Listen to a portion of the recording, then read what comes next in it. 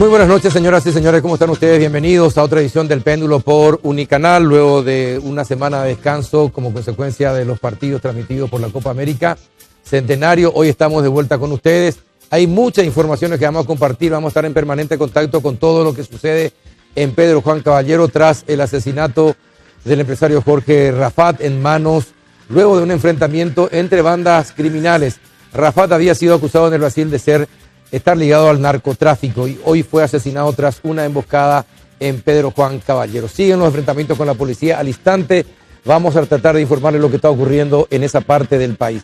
También hoy vamos a hablar, y ya tenemos de invitada a la ministra de Justicia, Carla Bacigalupo. Vamos a hablar acerca de lo que pasa en el sistema penal luego del incendio en el penal de Tacumbuy que costara la vida a 6 personas.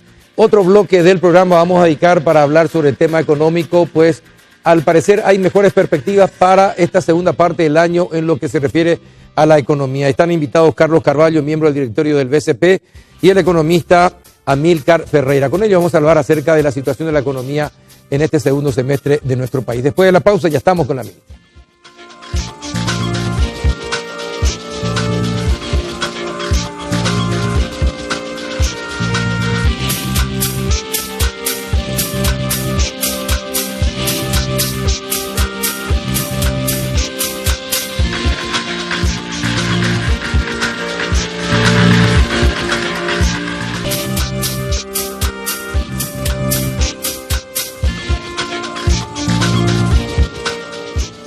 ¿Qué tal, ministra Carla Bacigalupo? ¿Cómo está? Buenas noches. Buenas noches, Carlos. Un gusto estar contigo. Gracias por venir. Sé que está muy ocupada estos días después de todo lo que pasó en el penal de Tacumbú, también las actividades que tenés en los otros penales.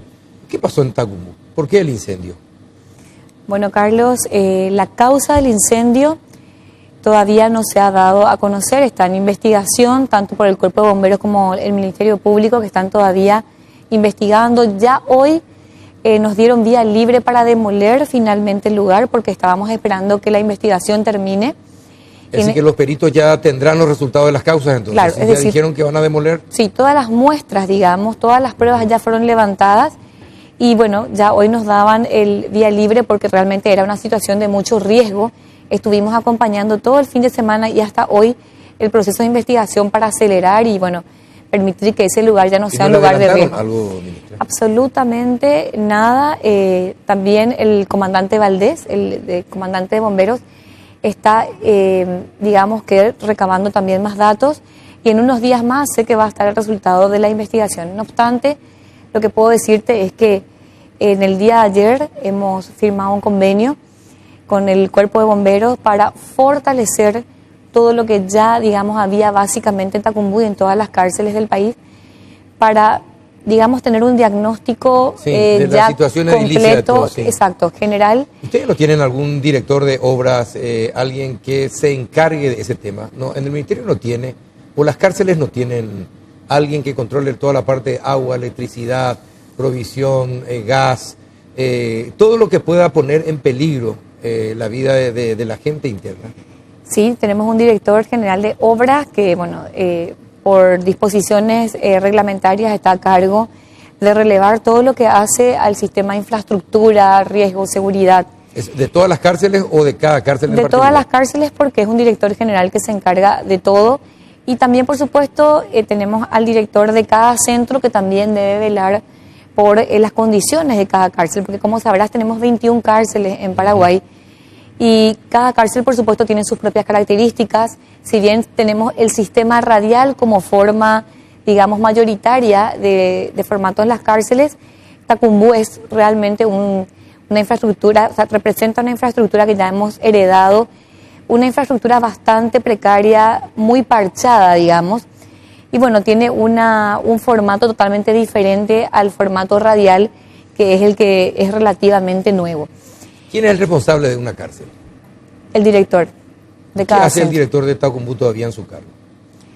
Bueno, Carlos, te quiero contar que de acuerdo al resultado de la investigación se van a tomar las medidas pertinentes, porque acá tenemos que ser muy conscientes de que no sabemos aún la causa del incendio.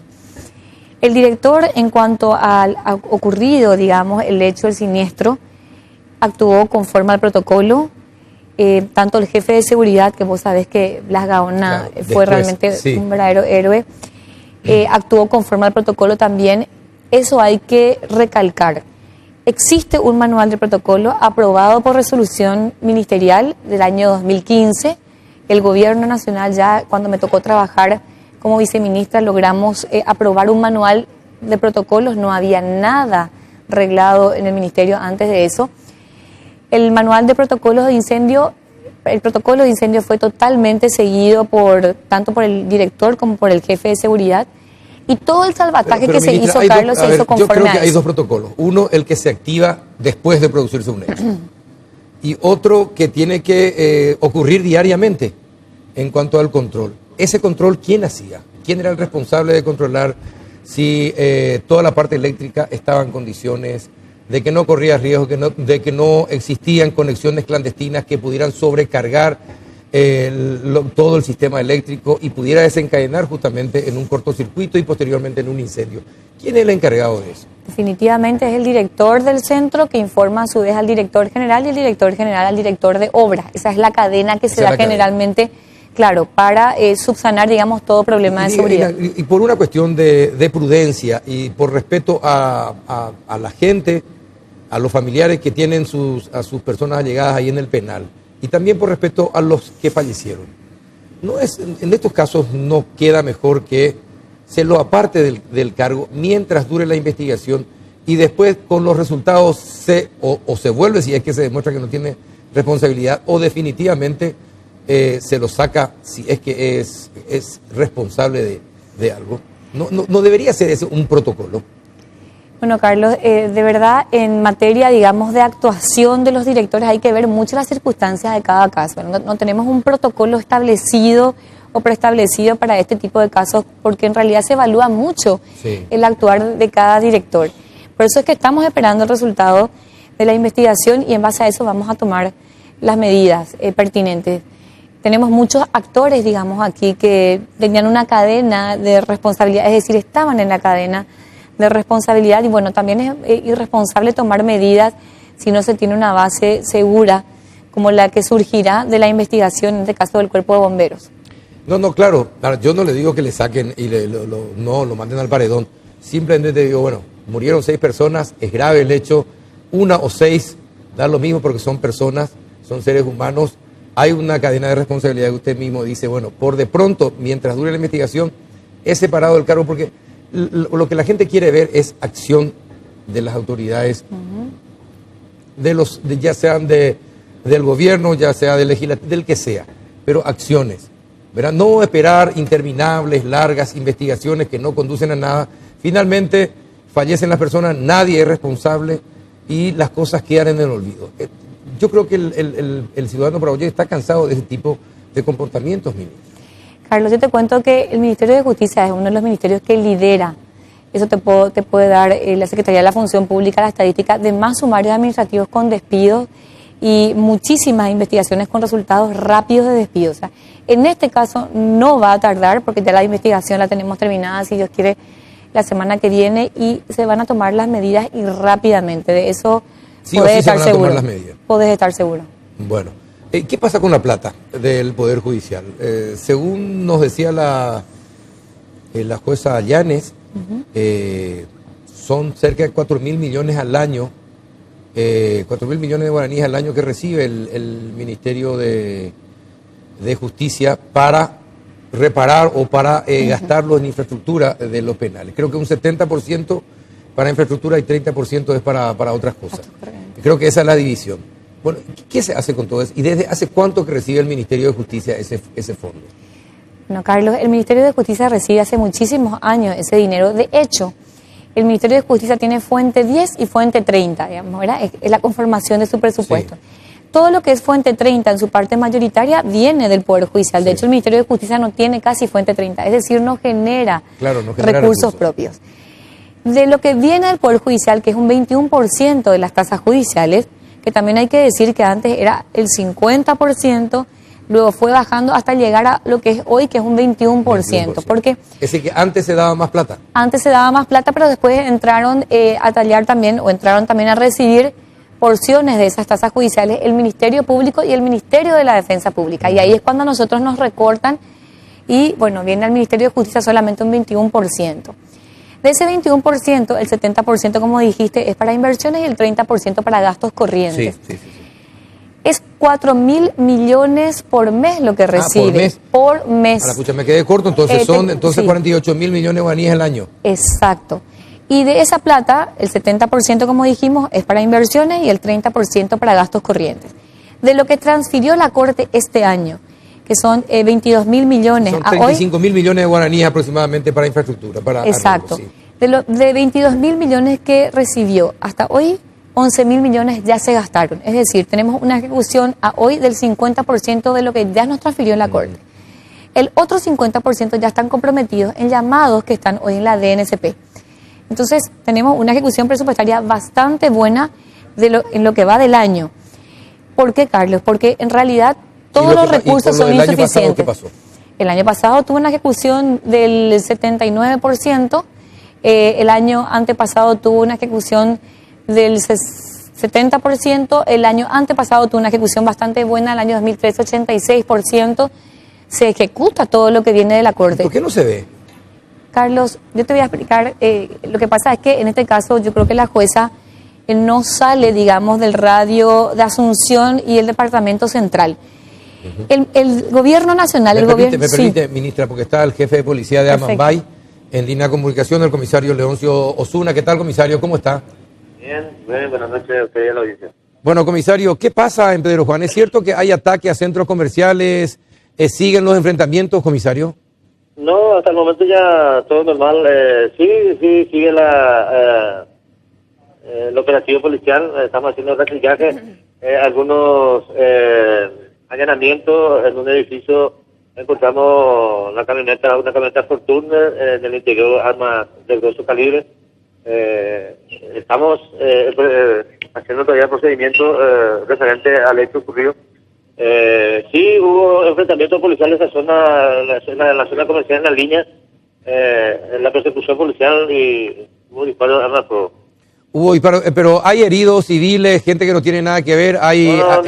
Ninguna persona civil que no tenga nada que ver en el hecho. Están heridos, solamente quedó abatido este señor Rafa y 3 delincuentes heridos, más un policía que acusó impacto de balas en la pierna, que no reviste gravedad. Ahora, uno de los delincuentes sí está grave, está internado, fue sometido a cirugía. Ahora, muchas versiones están llegando a la capital, comisario. Una de ellas es que también habrían atentado contra el hijo Jarvis Babao. ¿Qué información tiene usted? Negativo esa información, Carlos, no hay... No hay nada de eso. No hay nada de eso. Ahora, ¿y cuál fue el edificio allanado? ¿El edificio de quién es el que allanaron?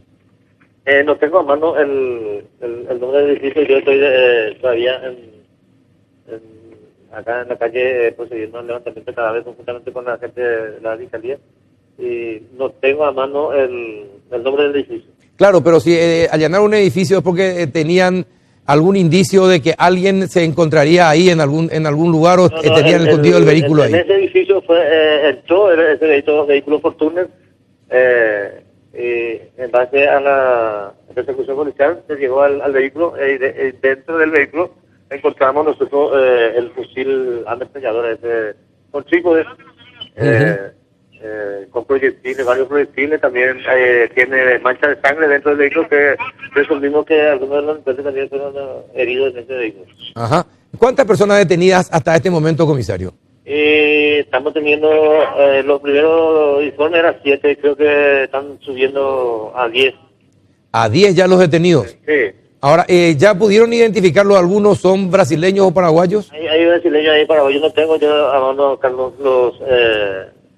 la identidad de ellos, pero sí hay brasileños y hay paraguayos. Ajá. Y durante la persecución es que se producen los enfrentamientos y se rompe uno que otro vidrio de algún comercio, comisario. Sí. En el enfrentamiento con policía ahí en esa zona. Ajá. Ahora, ¿y qué hay acerca del enfrentamiento de la gente que asesinó a Rafat y los sicarios de Rafat? ¿Qué hay de ese enfrentamiento? ¿Dónde estarían esas personas? ¿Quiénes? Y porque hubo un enfrentamiento entre estos dos bandos, los sicarios que le mataron a Rafat y aquellos que estaban protegiendo a Rafat, los guardias de Rafat. ¿Qué pasó con ellos? Entre los aprendidos creo que están varios custodios de Rafah y creo que también del otro bando también.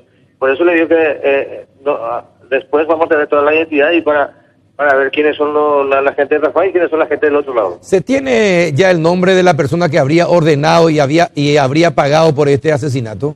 No tenemos nada, Carlos, no tenemos nada. ¿Sospechas, comisario? No tenemos, estamos todavía en etapa de investigación. Yo creo que en el transcurso de la noche de mañana ya tendríamos esa información. Bueno, ¿algún otro policía herido durante todo este tiempo? Un solo. Bueno, se cortó la comunicación con el comisario Osuna, pero estamos con Raúl Ortiz, colega de Radio Oasis, también en esa ciudad. Raúl, ¿qué tal? Buenas noches. Buenas noches, Carlos. Buenas noches, saludos a la audiencia. Bueno, contanos, Raúl, desde la perspectiva del periodista, ¿qué es lo que pasó? ¿Cuáles son los datos que ustedes manejan? ¿Quiénes serían los responsables de todo esto? Bueno, antes que nada, Carlos, se le fue la mano a la policía, al Ministerio Público, al Poder Judicial. Yo creo que no es la primera vez que estamos hablando, siempre estamos comentando estas cosas en radio.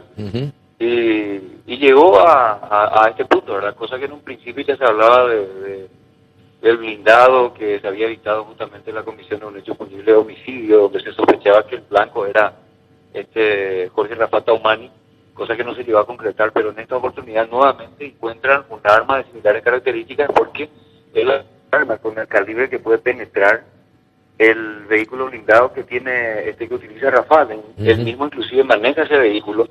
El hecho que se registró desde la perspectiva del periodismo, yo pienso que más allá de lo que podamos comentar sobre este hecho, ya veníamos haciendo un seguimiento antes de las situaciones que se viven en la frontera, Carlos. Nosotros compartimos todos los días la inseguridad, compartimos todos los días enfrentamientos, robos, el aumento de hechos que en vez de disminuir, van creciendo. Entonces, era insostenible y como que se veía venir, y ocurrió justamente esta tarde frente a una iglesia. Imagínense cuánta gente estaba en esa iglesia en ese momento, una institución educativa. Ahí en el medio de la avenida Teniente Herrero, estaba por ahí cerca de una escuela donde prácticamente por la muralla se llenó de balas. Escucharon ustedes el audio que justamente envía la producción.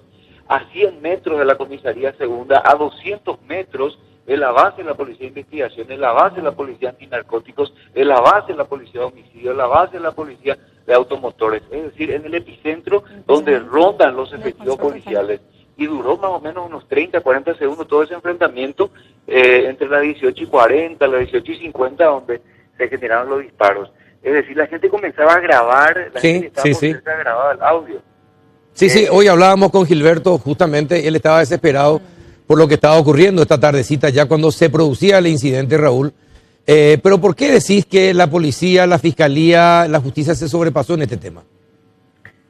Porque no es la primera vez que ocurre este ajusticiamiento en Pedro Juan Caballero. Es sobrepasada, es decir, que nadie respeta esto. Maneja la justicia, la forma que la policía, en vez de actuar de forma preventiva, imagínese, Carlos, ¿dónde usted vio un vehículo Fortuner equipado con un arma de guerra antiaéreo y no cae en un control policial, por ejemplo? Uno de los tantos. Sí, llamativo. ¿Recordás tantos casos que se allanan casas llenos de armamentos, de armas pesadas? ¿Y cómo esa gente transita con un fusil o con una mini Uzi debajo de una campera en motocicleta? Es decir, no es la primera vez. Ocurren tantos hechos y llaman la atención. A los lados no se está fracasando, Carlos. Y no sé, o uno piensa que es connivente o son incapaces de poder combatir el crimen. El Estado, en varias oportunidades ya intentamos hablar con el ministro, intentamos hablar con el comandante, las veces que hablamos con el jefe de policía, con el jefe de orden, siempre están evadiendo que van a ir buscando nuevas estrategias, que se va a hablar con el comandante, cosa que no ocurre. Esto está llegando a niveles calamitosos, el caos. En Pedro Juan en este momento ronda un silencio absoluto. La gente que va a la universidad, los padres ahora desesperados se van a buscar. En la terminal de ómnibus de Pedro Juan, las personas que van a viajar ya están suspendiendo los viajes, que van a salir a otras localidades. Raúl. Vivimos un ambiente de lástima, da lástima, Carlos, porque hago este descargo una vez más. Porque Raúl, te entiendo, Raúl. Discúlpame, también yo creo que entiendo tu catarsis, pero le tengo en línea al fiscal Justiniano Cardoso también, así que te agradezco esta charla. Un abrazo, Raúl. Muchas gracias, tenemos muchas una gracias. información también referente a los sicarios. Aparentemente la noticia ya se tenía esta tarde. A la pucha. En un punto de la ciudad, la frontera, se tenía la presencia aparentemente de extraños y no se pudo llegar a abordarle a esto porque se llegó a filtrar la información. Perfecto. Gracias, Raúl. ¿Qué tal, doctor Justiniano Cardoso? ¿Cómo está? Sí, buenas noches a su audiencia, Carlos. Bueno, doctor, como fiscal, ¿qué es lo que tienen ustedes los fiscales? Esto último que acaba de decir Raúl Ortiz, el colega Radio Oasis, de que ya se tenían datos de que sicarios estaban rondando Pedro Juan Caballero. Bueno, ¿qué hay acerca de todo esto? Bueno, la Fiscalía tomó intervención a partir del hecho concreto Sí. de homicidio, atentado que ha ocurrido, y a partir de allí están tomando intervención los fiscales. Se tienen con la Policía Nacional, están incautando varias armas, allanamientos están realizando los fiscales, y también se está realizando, estaría terminando el levantamiento de cadáver del fallecido, ¿verdad? Sí. Eso es lo que están trabajando, y están 3 fiscales para investigar y esclarecer el hecho que ha ocurrido. Bueno, ahora se encontró una cantidad impresionante de armas en los vehículos que atentaron contra Rafat. Rafat también estaba con su gente de confianza, sus soldados escoltándolos, pero no pudo hacer nada. ¿Quién tiene tanto poder para comprar esas armas, organizar un atentado como este, doctor? Y bueno, eso queda en el tintero para investigar y determinar con responsabilidad de dónde provino, ¿verdad? Evidentemente un grupo de delincuencia mafiosa que no podemos negar, y que ha ingresado en territorio paraguayo y ha ocurrido este tipo de homicidios. Ahora, pero hay también sicarios paraguayos dentro de este grupo que atentó contra Rafat. Naturalmente tiene que haber paraguayo, tiene que, eso es categórico, soporte siempre tiene que existir, ¿verdad? Y yo creo que todo eso se va a investigar y ojalá que se esclarezca y realmente se tenga un control mejor por la frontera, ¿verdad? Sí, ahora, doctor, ¿son 3 los fiscales que están en la investigación de este caso? Sí, son 3. Usted, la doctora Rojas, ¿y quién más? Discúlpame, yo soy fiscal adjunto en la zona de Amambay y Concepción. Ajá, perfecto. Los fiscales Camila Roja, Samuel Valdés y Martín Areco son los fiscales que están trabajando. Ajá. Bueno, ahora, doctor, todo esto está a su cargo. Rafat, ¿quién era el enemigo de Rafat o quién quería verlo muerto a Rafat? ¿Qué saben ustedes o qué sabe la gente en Pedro Juan? Y bueno, eso es difícil de determinar, ¿verdad? Pero también es voz populi, doctor. Evidentemente a partir del hallazgo de aquel blindado surgió una fuerte versión de que habría una diferencia y que existiría una posibilidad de atentar contra su persona. Bueno, hasta este momento son 7 los detenidos, doctor. ¿Usted no pudo hablar con ellos todavía o los fiscales no pudieron hablar con ellos? No, todavía los fiscales no, todavía ellos están en investigaciones bajo segura custodia. La Policía Nacional tiene detenidos y todavía los fiscales están trabajando todavía con la Policía Nacional, están haciendo allanamientos y otro tipo de procedimientos en este momento. Bueno, perfecto. Gracias, doctor, por la información. Un abrazo. Cuando guste. Hasta luego, el doctor Justiniano Cardoso, fiscal adjunto de Amambay y Concepción. Cortito, decime, ministra, ¿dónde tendrían que ir los que son detenidos? Y en principio a la cárcel regional de Pedro Juan. ¿De Pedro Juan? Así es. Vamos a la pausa, después seguimos con la ministra.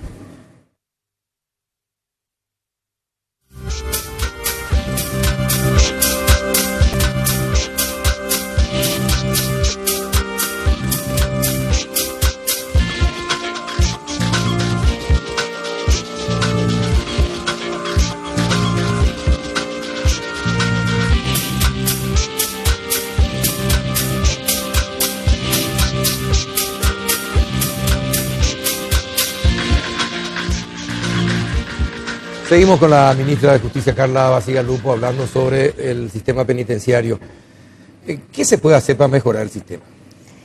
Bueno, Carlos, sin duda, ampliar las cárceles, construir nuevas cárceles, una prioridad. Atacar la verdadera causa del problema, que es la indefinición de los procesos de uso abusivo de la prisión preventiva, porque tenemos un hacinamiento en Paraguay muy grande de 6.500 personas. Ese estado de hacinamiento, por supuesto, que hace mucho más vulnerable todos los centros penitenciarios. O sea, hace mucho más vulnerable el sistema penitenciario.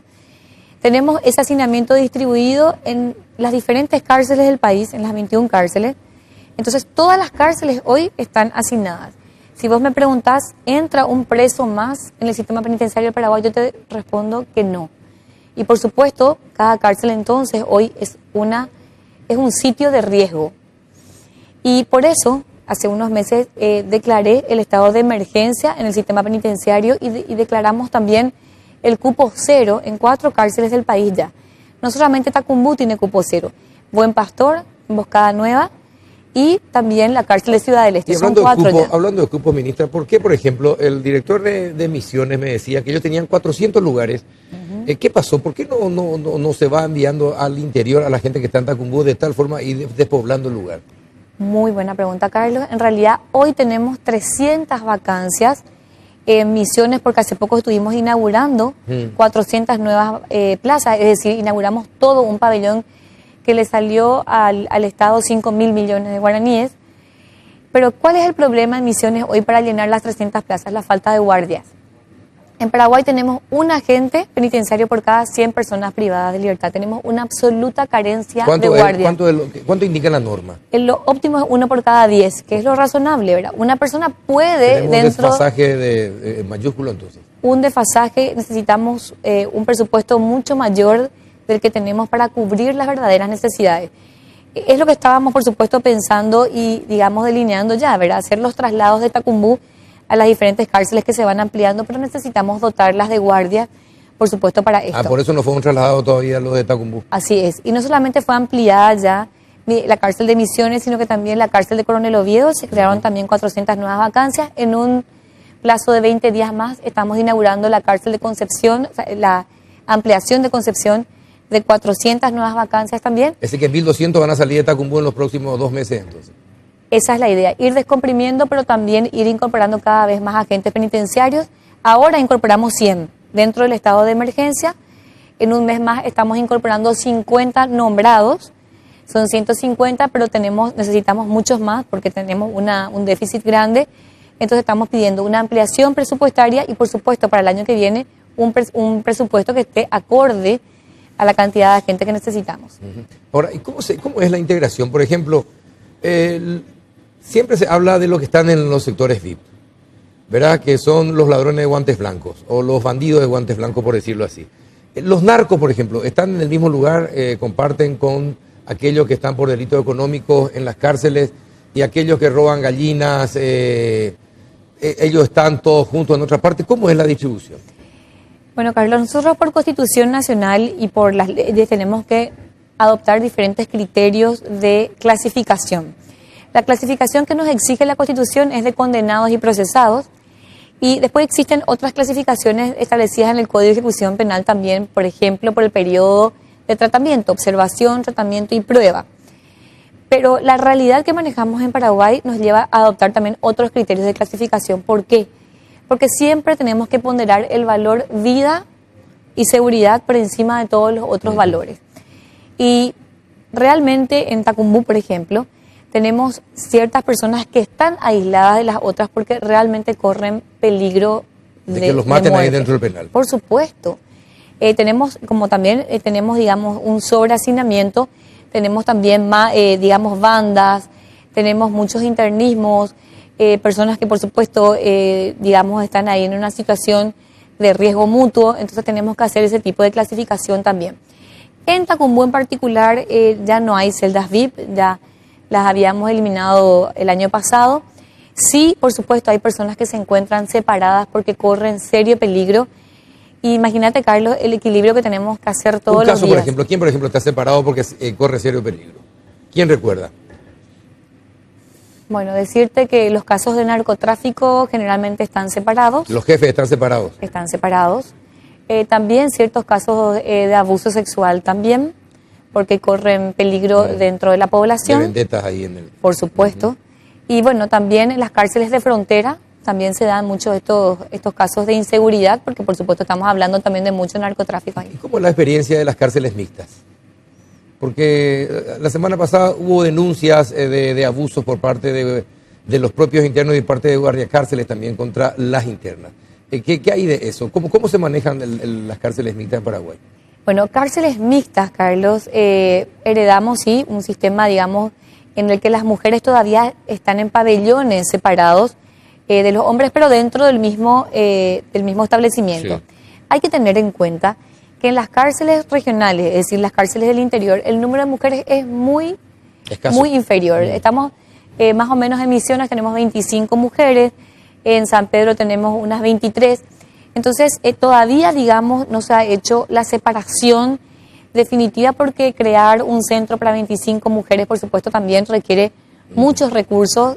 Si se independiza, tiene que independizarse totalmente, hay que hacer una sanidad nueva, todos los servicios diferenciados, ¿verdad? Entonces, sí, hubo un problema denunciado por el mecanismo de prevención contra la tortura en Misiones. Hemos abierto una investigación al respecto, se han detectado algunas irregularidades, pero no, digamos, en la misma dimensión establecida o señalada por el mecanismo, y entonces la investigación sigue en pie. Se han hecho ciertos cambios en cuanto a los guardias o las guardias, y sí también hemos tomado medidas, digamos, que posibiliten una separación mayor del pabellón de mujeres respecto al de hombres. También hemos arrancado ya con la primera cárcel regional de mujeres exclusiva, que es la de Coronel Oviedo. Esa es una cárcel totalmente separada, nueva, que nos va a permitir también, digamos, que independizar. Tiene su Buen Pastor. Tenemos Buen Pastor, cárcel de mujeres netamente. Sí. La cárcel de Ciudad del Este, Juana María de Lara, también es exclusiva de mujeres. Y ahora ya empezamos con la cárcel de Coronel Oviedo, que la estaríamos inaugurando en un plazo de 5 meses. Y la idea luego es ir independizando las otras también. Finalmente, ministra, mientras dure esta emergencia, ¿qué posibilidades hay de que algunas unidades militares ustedes las puedan usar? Una idea que se me ocurre, pero que ustedes puedan usar para tenerlos presos. ¿Qué le parece la idea? ¿No tanteó esa posibilidad? Bueno, de hecho yo cuando había asumido en enero, planteé la posibilidad de utilizar momentáneamente la infraestructura de cuarteles militares que no se usen para trasladar la población vulnerable. Estamos hablando de adultos mayores, indígenas, personas enfermas, también personas que sean primarios, digamos, delincuentes primarios. ¿Y qué le respondieron? Hasta ahora no tuvimos una respuesta, digamos, definitiva, pero tampoco un no definitivo, ¿verdad? Estamos trabajando en esa posibilidad. Por supuesto que, digamos, no es seguramente una respuesta fácil, porque, bueno, es un cambio también un poquito de paradigma, pero son las respuestas ya, digamos, innovadoras que tenemos que ir pensando. Tenemos que optimizar recursos y sobre todo ponderar valores, porque en este momento tenemos un sistema penitenciario ya colapsado. Yo ya lo venía anunciando desde que asumí, y bueno, realmente seguir manteniendo, digamos, esta situación de riesgo nos puede llevar a también lamentar otros hechos. Pero estamos, además de contar con la idea o trabajar la idea de los cuarteles, tenemos también otras importantes medidas que estamos tomando para bajar el hacinamiento en las cárceles. Estamos trabajando con la Corte Suprema de Justicia en una mesa interinstitucional permanente, que también es un hecho histórico porque nunca se había dado que las cabezas de los diferentes órganos del sistema de justicia trabajen juntos. Y por darte un resultado, este lunes lanzamos un proyecto piloto en la cárcel de Buen Pastor, y en un mismo día se definieron 14 procesos en un día, porque todo el Poder Judicial se trasladó a la cárcel, jueces, fiscales, defensores, y en un mismo día definimos ese número de audiencias. Ser diario. Claro, la idea es que en 3 meses se definan 265 procesos o 265 causas. Ese modelo queremos llevar luego a Tacumbú, y bueno, imagínate que podamos sacar, por ejemplo, 300 causas. Ya va a ser o realmente... 300 causas. Claro, cuando yo hablo de sacar, hablo de definir los procesos, no precisamente libertades, sino establecer condenas, porque también eso nos permite, en primer lugar, Carlos, clasificar mejor, porque ya tenemos también lugares o cárceles exclusivas para condenados, y también es importante recalcar eso. Cuando tenemos condenados, es decir, cuando una persona está condenada, ya no va prácticamente a sus audiencias, sino recién al 50% de la condena. Y los procesados van digamos, en un promedio de cada 15 días o cada una semana a sus audiencias, y eso irroga una cantidad de gastos impresionantes, en vez de que estemos invirtiendo en reinserción social o en mejores infraestructuras o en mejor calidad de alimentos. Ahora, ministra, le pido algo. No sea floja, no sea muy buena. Castiga a los responsables, castiga a los responsables como corresponde. Y no es por ningún afán de venganza, sino porque tenemos que aprender a ser eficientes. Y con el castigo rápidamente nos volvemos eficientes, lastimosamente. Entonces, esto que pasó en Tacumbú, que no vuelva a ocurrir, ¿verdad? Y que las cárceles sean adecuados por la dignidad misma de la persona, porque finalmente son seres humanos los que están allí. Pudieron haber cometido errores, terminaron allí en la cárcel, pero eso no les quita su calidad y su dignidad de humanos. Por supuesto. Entonces, merecen que todos los servicios funcionen bien, que sean atendidos, este tipo de cosas que ocurrieron que no vuelvan a ocurrir. Y los responsables tienen que sentir el rigor de la falta de eficiencia. Así será, Carlos, no dudes que Porque vamos a finalmente aplicar usted todo va a el ser la rigor. responsable política si no toma las medidas. Por supuesto, yo lo tengo bien claro y vamos a tomar las medidas que tengamos que tomar.